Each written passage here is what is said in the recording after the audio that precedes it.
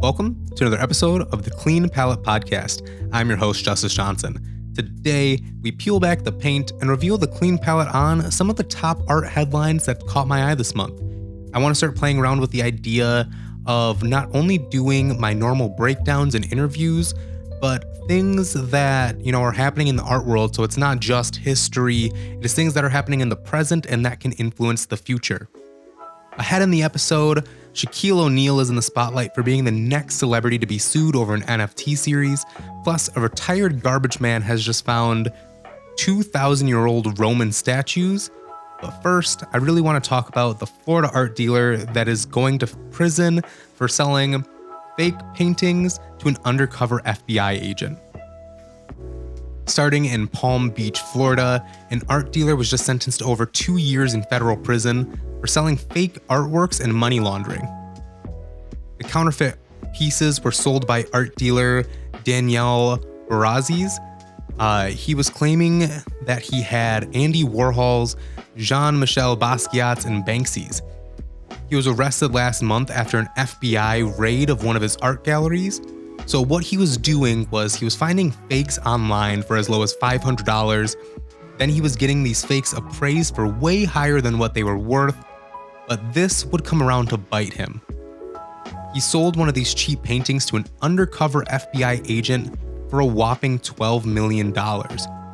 They actually found out that it was a counterfeit because the Basquiat family's authentication committee analyzed one of the paintings. So it turns out that this wasn't the only painting that he had sold for a high profit though. He had sold a fake Warhol painting for any amount between $75,000 and $240,000. He was selling a lot. More fakes were being called in, and as he sold more, the more calls police would get. After looking deeper into the pieces that these art collectors were getting, they would notice that the colors wouldn't match up to the typical style for each artist. Now, rightfully so, people were starting to want their money back, and the dealer is now serving 27 months in federal prison, but after that, he'll have a mandatory 3 years of probation and a nicely tacked on $15,000 fine. A lot of people attempt to sell fakes, especially of like Jackson Pollock because he's so abstract, but in my mind, it is one of the most disrespectful things, especially to a dead person, to like fake their inspiration and try to profit off of it. So he's getting every month that he deserves. And on top of that, how do you think that you're going to get away with it? There's so many ways to tell about a fake painting, just from like the actual composition of it to the science of it. So in the long run, he was going to get caught either way, but now it just happened a little bit sooner. But another Andy Warhol controversy that I wanted to talk about was the photographer that recently won a lawsuit against the Warhol Foundation is now taking aim at an artist who painted something that was inspired by that lawsuit. The story gets a bit complicated, so I need to give a little bit of backstory. Recently, photographer Lynn Goldsmith just won a major victory in the Supreme Court. The court's decision said that the Warhol Foundation violated her copyright when they sold a screen print of Prince based on a picture that she took. And I'll tell a little bit more of that later. But a Texas artist who was inspired by this painting made a piece entitled "The Supreme Court as Andy Warhol as Lynn Goldsmith as Prince Not Laughing." It's a mouthful, but this artist, Ryan Sanderson Montgomery, hand paints all of his paintings to go against this digital media evolution. So he paints this really cool piece and he puts it on Instagram, and really soon after he posts it, the photographer Goldsmith DMs him saying, quote, "You did not ask permission to copy my photo and I am not laughing. Please do not force me to ask Instagram to delete this." And of course he didn't answer because who would? But she escalated things by making it public and commenting on the actual post, demanding that he takes it down. He just responded by saying, "Respectfully, this is my painting." She claims that the painting is another derivative of her work, and so she wants it removed. Back in 1984, Warhol's Orange Prince was only supposed to have a one-time license, which is the picture that she actually took. So now in 2016, when the Warhol Foundation started to make new screen prints with the license that Andy previously had without paying Goldsmith or giving her credit, is where the problem started to arise. The Supreme Court found that the new works from the Warhol Foundation were cutting into her market and could take away from her business. Now, here's the thing for this Montgomery painting. Normally, his painting would fall under the fair use and be protected, but this Supreme Court's precedent might make it fair game for Goldsmith to sue him too. Should he have to remove this, or is Goldsmith just pulling at straws? Now I would like to talk about a crazy story coming out of Italy. A 2,000-year-old statue, or a series, I should say, of 2,000-year-old statues are going on display this month in Rome, but this is all thanks to a retired garbage man. Late last year, more than 20 ancient Roman statues were found next to a thermal bath. They were found in a Tuscan village in Siena, about 100 miles away from Rome. Archaeologists were searching for Roman ruins, but they were looking in totally wrong places. Stefano Petrini, who is a retired garbage man, remembered that he saw traces of Roman columns while standing in a friend's garden. He told archaeologists that they were in the completely wrong place, and now there is the largest collection of bronze statues found in Italy. One of the biggest finds, though, was a 35-inch statue of a sick kid with some kind of bone disease. Now researchers are changing the way they interpret the Romans' connection to religion, health, and spirituality. The head of the project says there's a whole lot more to be uncovered, and that, quote, "we've just lifted the lid." In other Italian news, an Italian court is ruling in favor of a museum in its lawsuit against the publishing house Condé Nast for using image of Michelangelo's David without their permission. Apparently, they projected David's face on a model for a picture for the cover of one of their magazines. They didn't get the licensing first from the museum that actually owns the image rights, and it's a little wonky.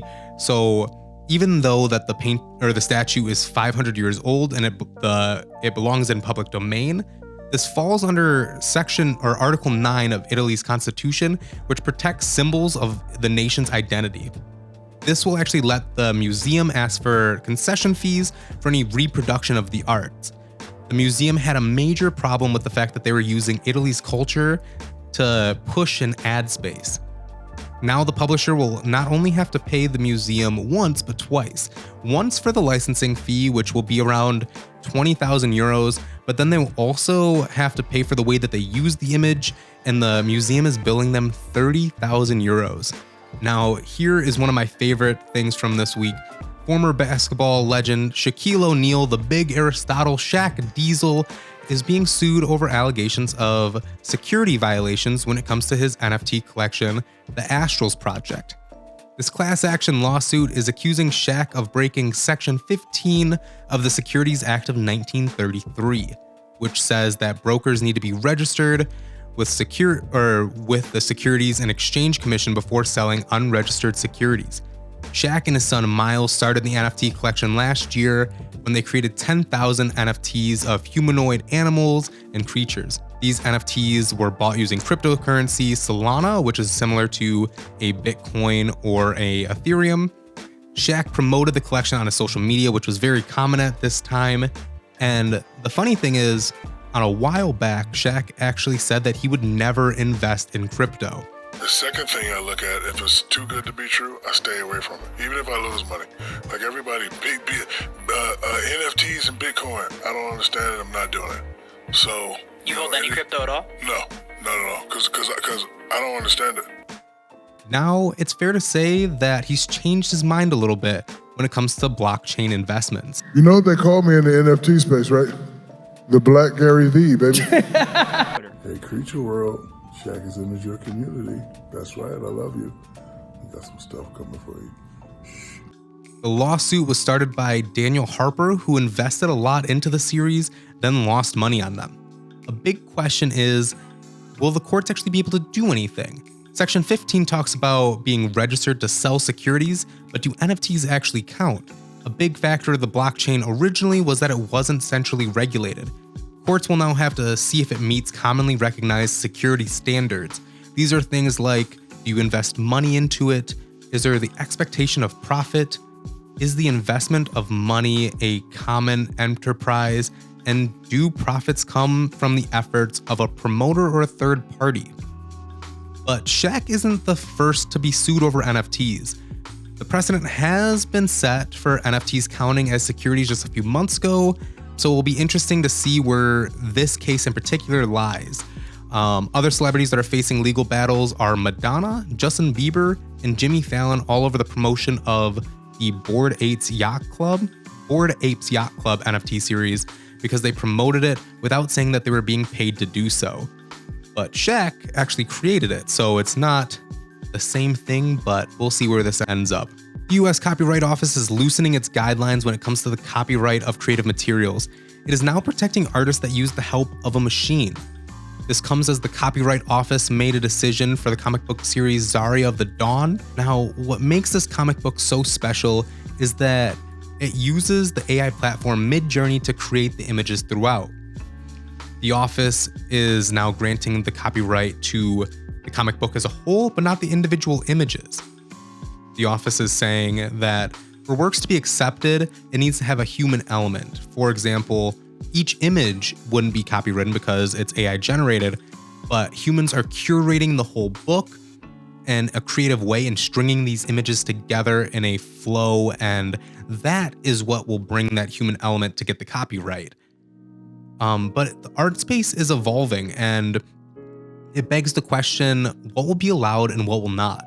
It's looking like here in the United States, though, that it's moving towards AI being more generally accepted. An issue with this will be what will be accepted with former works being used, because AI draws from a well of previously generated images and things that it finds online. So would a previous copyright or something, an element that is from a specific artist, be able to be used, or maybe a lawsuit filed because it's implemented into a new thing? Many artists have already filed copyright infringement lawsuits against leading AI platforms like Midjourney, Stable Diffusion, and DeviantArt.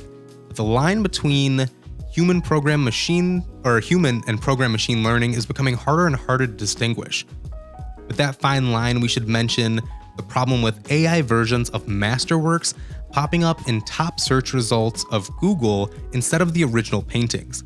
Google has been caught displaying surreal AI knockoffs instead of the original works. People first started noticing this when they Googled Edward Hopper, which shows a woman sitting out the window. While some of the themes that are shown are very typical for Edward Hopper, he's known for subjects being all alone, the AI version lacked the real charisma of one of his paintings. The images was taken off of the website Creative Fabrica and was generated using the prompt "a woman looking outside the window" by Edward Hopper. So here's the thing that other people have said as well, is that AI is the worst it has ever been right now. If AI is fooling us now when it comes to art, what can it do in the future when the parameters are more dialed in, when, it is at a space where you gotta think, iPhones were only created a while ago and they're so far advanced now. So AI isn't going anywhere, and it looks like, things could be moving very quickly. And I know people have heard that AI music, we could start to see more AI art from trained robots to create deceptive Claude Monets. For Google, though, it's saying that it is working to have their systems better assess the images it is putting up as top searches, but also labeling AI-based pictures. But I'm going to end things here this week. But I would like to know, what do you think of the new style of doing some art news? And you can always reach out at Clean Palette Podcast or at Justice Tries. Make sure that you subscribe and if you're listening, to give a rate and review. It helps out a lot. But you've been listening to another episode of the Clean Palette Podcast, and I've been your host, Justice Johnson. Until next time, stay creative, and I'll see you when the paint dries.